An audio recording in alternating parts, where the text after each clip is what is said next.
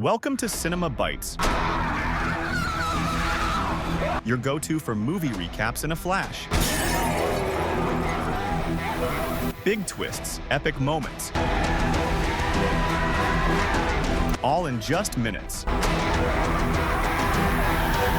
The movie rec starts in Mexico, and we currently see a young reporter named Angela, and with her is her cameraman, Pablo. Right now, they're at the fire station of a certain city in Mexico. Angela and Pablo are filming an episode for a show called When We Sleep at Night. In short, the idea of the show is that Angela and her cameraman, Pablo, spend a night with people who work jobs that are only active at night, like firefighters, for example. They spend a whole day with them and film everything that happens in detail and so on. Anyway, Angela is currently filming with the head of the fire station, who keeps giving her lots of information about the place, the nature of the work, and so on. By the way, he even lets her try on the firefighter's uniform. After that, the chief takes Angela and Pablo and shows them the place where all the firefighters who work at the station are gathered, and introduces Angela to two of them named Alex and Manu. Angela and Pablo are supposed to spend today with Alex and Manu. After a bit, an emergency call comes to the station, and we find out it's from a building where the residents say they suddenly heard screaming on a certain floor. Alex and Manu immediately go to check it out, and Angela and Pablo go with them to film everything that happens. After a while, they all arrive at the building and enter to find all the residents gathered in the lobby. One of the residents, named Mari, is the one who called, and she tells everyone that there's a woman named Conchi on one of the floors who has been screaming and making strange noises, so they reported it. At that moment, the police chief arrives with his assistant, Officer Sergio, to see what's going on. The police chief talks to Manu and Alex, telling them they should go check on the woman, and they agree. So, the police chief, Sergio, Manu, Alex, Angela, and Pablo all go up to see what's happening. They reach Conchi's apartment, and when they enter, they suddenly find Conchi in front of them. But she's not normal at all. She's covered in blood, looks unnatural, and isn't speaking. She seems like a zombie. The police chief tries to talk to her and calm her down,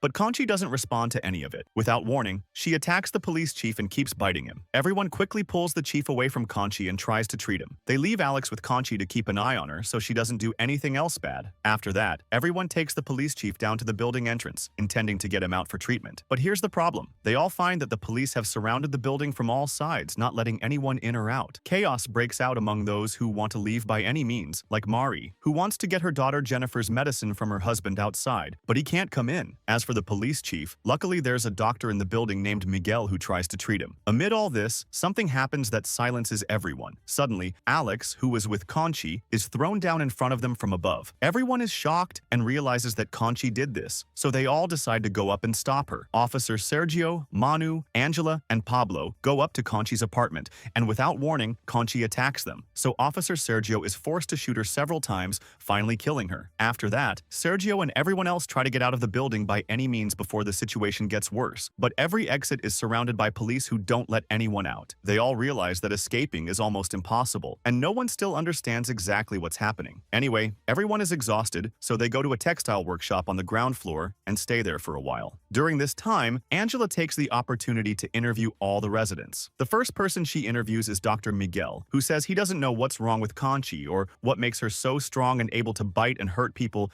in such a strange and aggressive way. He suggests that Conchi might be infected with a strange epidemic they don't know anything about yet, and he says he'll try to save the police chief and Alex, but he's not confident he'll succeed. Then Angela interviews an elderly married couple who say they always hear loud noises coming from the top floor, even though it's supposed to be empty. Angela is surprised but doesn't comment. After that, Angela interviews the child Jennifer, who says something very important. She has a dog named Max, who is currently at the vet being treated. Anyway, a little later, Officer Sergio gathers everyone in the textile workshop and tells them that he and Manu have contacted the authorities and learned that there is an epidemic turning people into zombies and spreading here, especially in the building. The building here is considered the epicenter of the disease, and that's why no one will leave here no matter what happens. But Sergio tells them that the health department will send an official whose job is simply to take blood samples from everyone in the building to be tested, and whoever is healthy and not infected with this mysterious epidemic will be able to leave the building normally. Sergio and Manu start gathering all the residents of the building, who are Mari and her daughter Jennifer, the two old married people, a Chinese family of 3, the Dr. Miguel, the second person named Cesar, and finally, everyone says that the last apartment in the building belongs to a migrant who lives in Madrid and hasn't come to the building for years. But remember the matter of the person who migrated to Madrid, because it's very important. Oh, and the Chinese family also lets everyone know that they have an old man living in their apartment, the grandfather of the family. But he didn't come down with them because he's paralyzed and can't move. So now everyone knows who the residents are and are ready for the health official to come in. Sergio goes to the building's door and opens it for the health official, who enters wearing a yellow protective suit because he's afraid of catching the epidemic. The health official immediately takes Manu, Alex, and the Dr. Miguel and goes to where the police chief and Alex are. Currently, Pablo and Angela are filming everything that's happening without anyone noticing. They see that the first thing the health official does is handcuff Alex and the police chief, which shows that the health official knows about the epidemic and that people are turning into zombies, so he tied them up in case one of them attacks someone. But the problem is that they didn't manage to tie up the police chief, who wakes up as a zombie, grabs Miguel, and starts biting him. Everyone panics, and the health official takes them out of the room immediately, leaving Miguel to his unknown fate with the police chief and Alex. All this makes Sergio lose his temper, so he grabs the health official violently and demands to know exactly what's happening. The health official begins to explain everything. That recently a veterinarian contacted them and said he was treating a dog that showed strange symptoms like aggression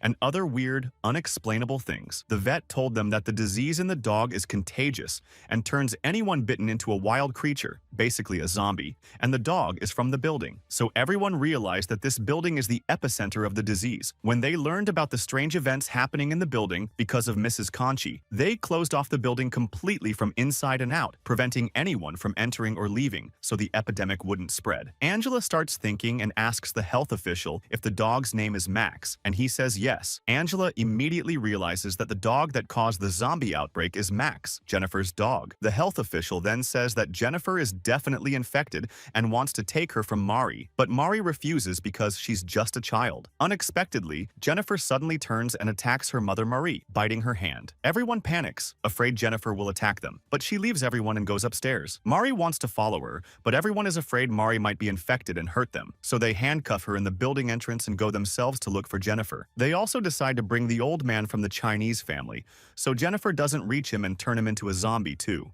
After a while, everyone reaches Mrs. Conchi's apartment and find Jennifer in front of them, who immediately attacks Officer Sergio and starts biting him. On top of all this, Conchi appears to everyone, not dead at all, so everyone runs away except Manu, who hits Conchi and actually kills her this time. He then escapes with Angela and Pablo, along with the health official, and they all go down to the ground floor where Mari is still tied up. They find that Miguel, who is now a zombie, is trying to open the room he's in to attack everyone. At the same time, everyone wants to untie Mari, so Miguel, the police chief, and Alex don't come and bite her, turning her into a zombie too. But the health official doesn't have the key because Sergio has it. So he decides to go kill Sergio and get the key, leaving everyone else. Miguel, the police chief, and Alex are about to open the door to their room, so Manu, Angela, and Pablo immediately escape and leave Mari, who is attacked by Miguel, the police chief, and Alex. After that, Manu, Angela, and Pablo go and hide in Caesar's apartment, where he tells them that the health official is hiding there too. Manu goes to confront him because he's the reason for what happened to Mari, but finds that the health official has been bitten and will turn into a zombie, so he locks himself in a room so he doesn't hurt anyone. After that, Caesar, Manu, and Angela talk, and Caesar tells them that under the textile workshop in the basement, they can escape through the area's sewer and leave the building without anyone noticing. Caesar tells them that the basement key is in the building manager's apartment, but before he tells them who the manager is, the health official manages to break out of the room and attack Cesar. Angela, Pablo, and Manu quickly escape, but they don't know where the manager's apartment is. Angela says they need to go to the building entrance and check the mailboxes to find the manager's apartment. Manu agrees, and they go down. On the way, they are attacked by the Chinese man,